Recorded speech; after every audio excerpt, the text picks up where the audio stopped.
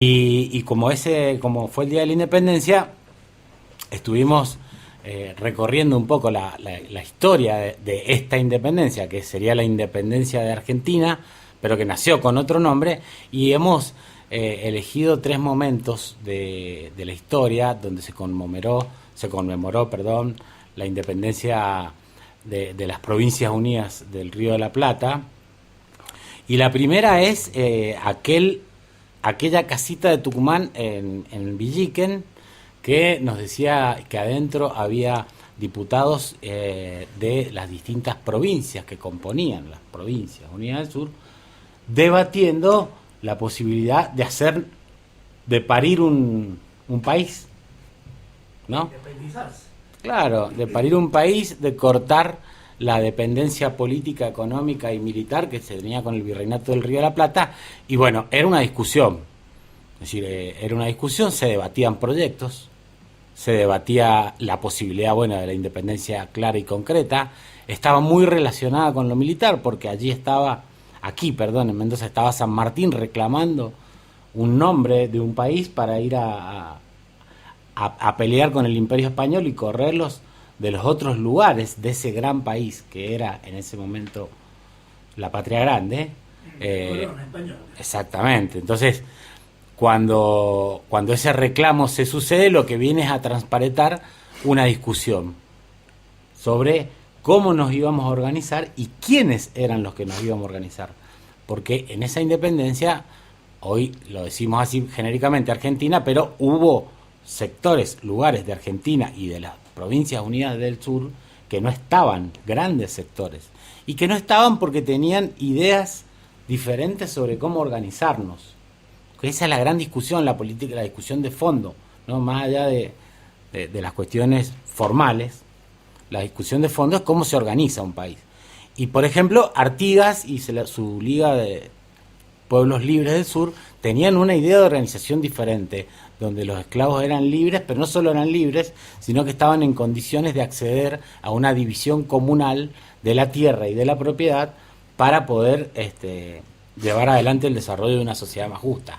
Ese proyecto poco tenía en coincidencia con los señoríos que se estaban dando en la época de la colonia, y que también los criollos en otros lugares como Buenos Aires y otras provincias estaban desarrollando un modelo de señorío. Entonces, esa discusión se saldó a favor del señorío, porque Artigas fue expulsado prácticamente con una maniobra junto con otros que estaban con el señorío, que era Brasil, y así ese proyecto no caminó. También había una discusión sobre el libre comercio en lo económico y el proteccionismo.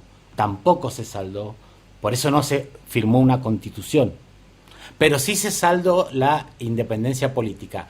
Y sobre este punto de la independencia política, lo que no prosperó fue un acuerdo sobre qué es lo que se iba a declarar. Porque había un proyecto de declarar, bueno, la independencia y demás, y armar una especie de administración que pudiera conducir hacia una declaración de una constitución y demás. Y había otro proyecto impulsado por Belgrano y San Martín, y dicen que también Güemes, sobre coronar un emperador inca, un rey inca. Y decíamos que esta discusión tampoco se saldó porque muchos diputados no lo aceptaron, tanto de Buenos Aires como del interior, porque era un proyecto que quizás eliminaba la posibilidad de una otra dominación extranjera, poniendo y reconociendo la herencia cultural, económica y social de lo que había sido, la civilización más avanzada, que era el imperio incaico, porque era un descendiente del imperio inca. Entonces era como una alianza con el pasado comunal reciente de la colonia. Y bueno, había quienes no tenían ese interés, por eso tampoco pudo prosperar.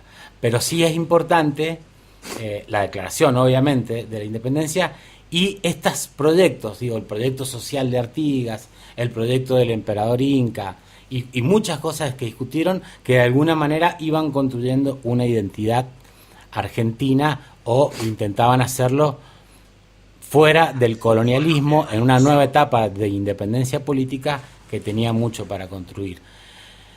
El segundo momento van a pasar más de 120, 30 años, y es el 9 de julio de 1946, cuando el general Perón había ganado las elecciones hacía poco y declaró en la Casa de Tucumán también la independencia económica. Dijo que después de todos los años que habían pasado de la independencia política de 1816, se declaraba la independencia económica junto a los gobernadores y demás, declarando que aspiraba a una liberación absoluta de todo colonialismo económico, que rescate al país de la dependencia de las finanzas foráneas. Mire qué importancia le da a las palabras y a las cosas como son, por su nombre, el colonialismo, y terminar con la dependencia de las finanzas foráneas. Eso era el peronismo de Perón del 46. Hoy, cuando lo quieren pasar por la bandina, dicen, no, colonialismo, esas palabras, capitalismo financiero. Bueno, Perón hacía una declaración pública sobre este tema y consumar su emancipación económica de la Argentina de los poderes capitalistas foráneos que han ejercido tutela, control y dominio bajo las formas de hegemonías condenables. Eso es lo que firmaba. Y una casualidad, que había obras en marcha que era, mientras se firmaba esa acta, un gasoducto, qué casualidad, que uniría el más grande de ese momento, Comodoro Rivadavia, con Buenos Aires, y lo hacía la empresa que recordarán muchos, Gas del Estado. ¿Sí? Qué casualidad que a tantos años de aquel 46, otra vez una propuesta de independencia energética, de la que van a hablar mis compañeros más adelante, coincida con esto. Y el otro momento es el actual, porque inaugurado también un gasoducto el 9 de julio, también una obra gigantesca que va a traer todo lo que ustedes han visto y han escuchado y que van a hablar mis compañeros, pero lo importante es que apunta hacia la soberanía económica, que tiene puesto el eje en poder pagar con esos recursos que se tienen al FMI y cortar con la dependencia de los capitales foráneos. Otra vez lo mismo que en el 46. Y también otra vez del otro lado está el empresariado político vinculado a los sectores de afuera, como Bullrich, Macri y todos los tipos que detrás de ellos están estos capitales y estos intereses políticos. Es como que la historia de la independencia argentina se revuelve en un mismo ciclo y seguimos peleando por las mismas cosas, que es en realidad una definitiva y segunda independencia.